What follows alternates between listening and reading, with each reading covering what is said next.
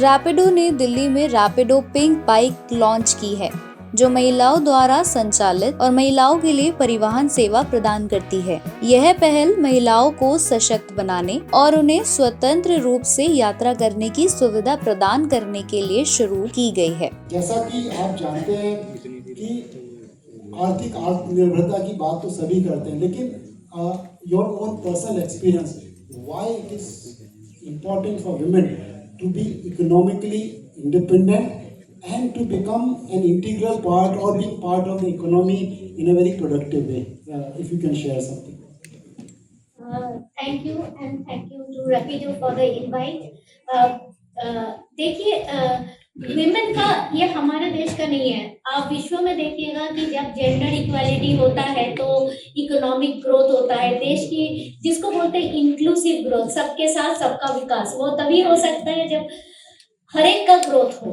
और ये एक यूएन एसडीजी गोल्स जो है, जिसको हम लोग 2030 में हर देश अचीव करने की कोशिश करते हैं, वो गोल में ये बहुत इंपॉर्टेंट कंपोनेंट है कि विमेन ग्रो करे। और विमेन कैसे ग्रो करेगा? मेरे हिसाब से विमेन का ग्रो करने का 3 तरीका होता है। ऐसा नहीं कि कहीं विमेन के लिए रिजर्वेशन कर दो तो विमेन का ग्रोथ होता है, वो नहीं ग्रोथ होता है। वो तो आप जबरदस्ती इसको कुछ सुविधाएं दे रही हो। ग्रोथ तब होता है जब उसके पास कोई स्किल हो।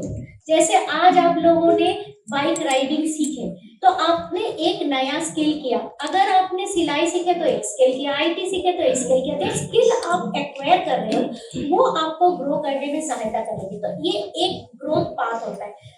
इसीलिए चाहिए क्योंकि कल को अगर मुझे कोई जरूरी हो मैं खर्चा करूंगी, वो फीलिंग होता है कि जरूरी हो मैं खर्चा करूंगी। मगर कल को अगर मुझे कुछ अच्छे करने का मौका हो और मेरे पास पैसे हो तो मैं वो कर सकती हूँ। मुझे किसी से मांगना नहीं पड़ेगा।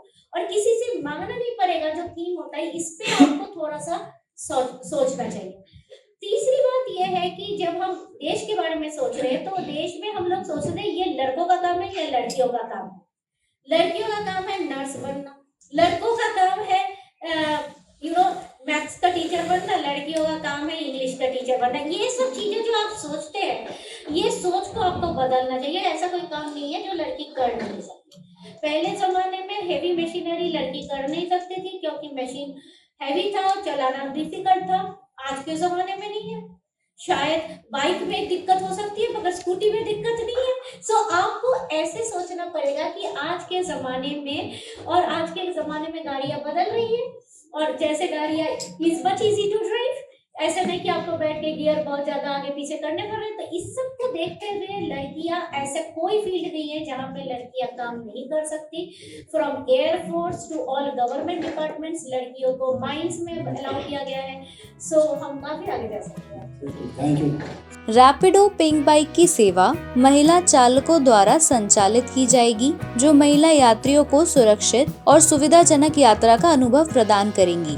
यह सेवा विशेष रूप से महिलाओं के लिए डिजाइन की गई है, जो उन्हें सुरक्षित और सुविधाजनक यात्रा की सुविधा प्रदान करेगी। रैपिडो पिंक बाइक में कई सुरक्षा सुविधाएं शामिल हैं, जैसे कि पैनिक बटन, जीपीएस ट्रैकिंग और आपातकालीन सहायता सेवाएं। यह सेवा दिल्ली में लॉन्च की गई है और जल्द ही अन्य शहरों में भी उपलब्ध होंगी। Your personal experience as well as the way the organization works, why it is important for women to be economically independent and being an integral part of what we call it a productive economy. Thank you for the question. मैं economic empowerment से थोड़ा पीछे ले जाऊंगी सबको।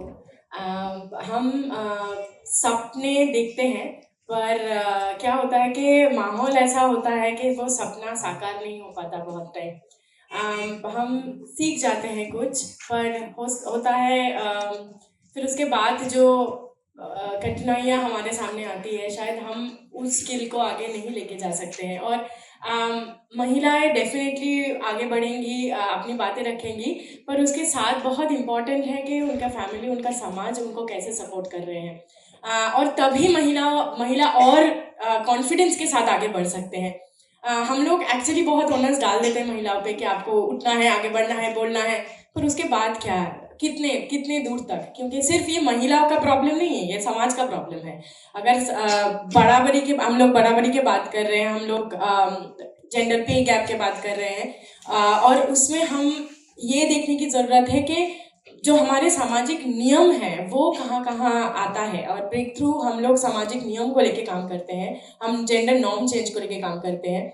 और हमारा काम इसीलिए अडोलेसेंस से शुरू होता है, हम किशोर किशोरियों के साथ काम करना शुरू करते हैं। और हम जो मॉडल को लेके काम करते हैं उसको हम सोशियोलॉजिकल मॉडल बोलते हैं, और उसमें जो सेंटर में रहते हैं वो महिला या जो किशोरी हैं वो सेंटर में होते हैं, उसके बाहर वाला जो वृत्त है उसमें उनके फैमिली रहते हैं। अगर कभी बहुत टाइम ये होता है कि फैमिली साथ में आते हैं, पर सामाजिक जो नियम है, सामाजिक जो कानून है, और यहाँ पे आप सब चैंपियन राइडर्स हैं, अब मेरे को बताने की जरूरत नहीं है कि कौन से नियम से आपको पाला पड़ता है हर रोज जब आपको लेट हो जाते हैं। घर वाले कुछ नहीं बोलते होंगे, पर बाहर वाले बोलते होंगे कि पता नहीं क्या काम कर रही है। हम लोग जितने किशोरियों के साथ काम करते हैं, यूथ के साथ काम करते हैं, मैं बहुत ट्रेनिंग देती हूँ, स्पेशली डिजिटल मीडिया पे बहुत ट्रेनिंग देती हूँ। डिवाइसेस लाना एक बहुत इम्पॉर्टेंट बात है, क्योंकि ज़्यादातर लड़कियों के पास फ़ोन ही नहीं होते हैं। और हम ये रैपिडो बहुत इंटरेस्टिंग था, मेरे को बहुत बाहर देख के बहुत अच्छा लग रहा था जब आप लोग यूनिफॉर्म पहन के वो बाइक के ऊपर खड़े थे। वहाँ पे कैसे टेक एडवांस हो रहे हैं, हम लोग ऐप बेस्ड सर्विसेज में जा रहे हैं, और बहुत महिलाओं के पास फ़ोन ही नहीं है। तो हम लोगों को ये सारे जो पॉइंटर्स है ये बहुत देखना ज़रूरी है।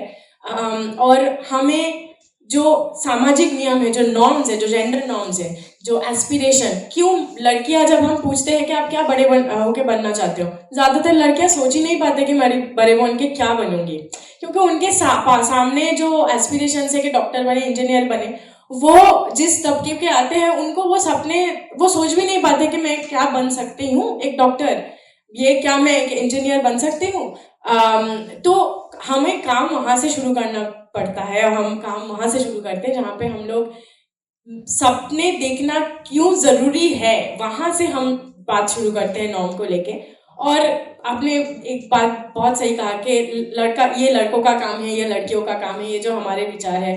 आपके लिए आर्थिक निर्भरता, आत्मनिर्भरता के क्या मायने हैं? मतलब आप जब आज़ाद में आई, आपने ड्राइविंग सीखी और आप आज कई सालों से कैब चला रही है, जो पैसा घर में आता है उसने कैसे आपकी ज़िंदगी बदली? थोड़ा सा अपना अगर ये एक्सपीरियंस बताएं।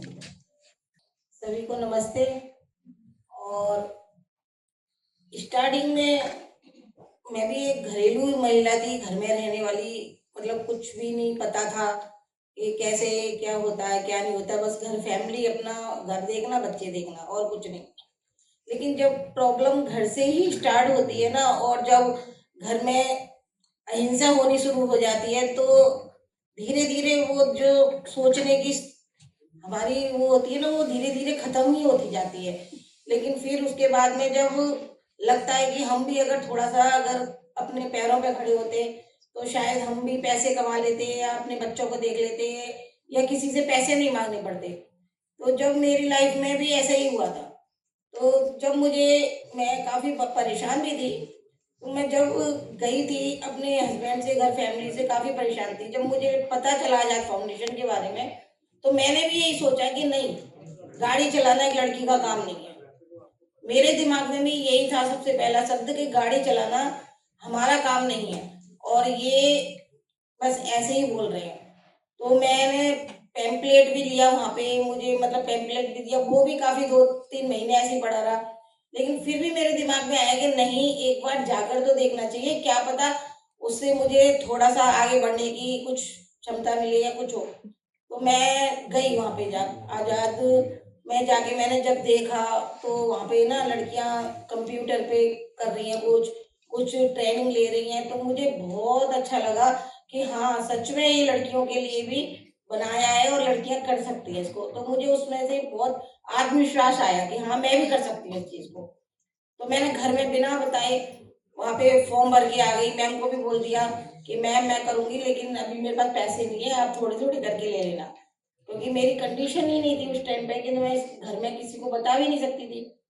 तो मैंने जब वहाँ पे जाके करा, और जब मैं जाने लगी, धीरे धीरे जाने लगी, तो मुझे मतलब मेरे तो घर में सब सोच रहे थे शायद जॉब पकड़ ली है, जॉब पे जा रही है। लेकिन जब उनको पता चला, तो फिर वही झगड़ा के लिए, ड्राइविंग कोई हमारी मतलब सीखने की चीज़ है, और ये कौन कहता है कि 6 महीने का कोर्स होता है। 15 दिन में सब सीख जाते हैं। तो मैंने कहा नहीं, मुझे तो सीखना है। और उसी बीच में काफ़ी मेरे घर के मतलब ऐसी प्रॉब्लम आई कि मुझे घर भी छोड़ना पड़ गया। तब भी मैं तो थोड़ी निराश हो गई थी कि शायद मैं आगे नहीं बढ़ पाऊंगी। लेकिन उसी टाइम मुझे सर ने फोन करा और इन्होंने मुझे आत्मविश्वास दिलाया कि नहीं अंजना, तुम कर सकती हो और तुम आओ, हम तुम्हारी हेल्प करेंगे। तो मैंने अपने बच्चे भी छोड़ दिए मम्मी के पास आगरा में और मैं आ गई कि नहीं, हाँ सर मुझे कह रहे हैं कर सकते हो तो मैं भी करूँगी। फिर इन्होंने मुझे रहने का भी मेरा इंतजाम किया YWCA में भी, और जाने आने का भी इंतजाम किया। लेकिन फिर मैंने कहा नहीं, जब इतनी हेल्प आजाद कर रही है तो अब अंजना मुड़ के नहीं देखेगी, अब अंजना करके दिखाएगी। तो फिर मैंने ट्रेनिंग भी ली और अपनी पूरी ट्रेनिंग करने के बाद आजाद में जब मेरी शाखा में आने के बाद जॉब लगी और पहली सैलरी आई तो मुझे इतनी खुशी हुई कि मुझे भी लगा कि हाँ सच में मैं कर सकती हूँ और मैं अपने आप के लिए भी और अपने बच्चों के लिए भी कर सकती हूँ। आज मेरे 3 बच्चे हैं, 2 बेटियां हैं, 1 बेटा है, और मैंने उनको अकेले ही इतने टाइम में मुझे 12 साल हो गए हैं और मैंने इतने टाइम में इतना अच्छा तरीके से उनके पाल रही हूँ, उनको बड़ा किया, मैंने सब कुछ किया। और मुझे बहुत खुशी होती है कि हमें अपने आप पे एक निर्भर होना बहुत अजीब होता है। घर में रह के किसी से 50 रुपए दे दो, 100 रुपए दे दो, इस तरीके से आज मुझे किसी से मांगना नहीं पड़ता है। मैं इतनी आत्मनिर्भर हो चुकी हूँ।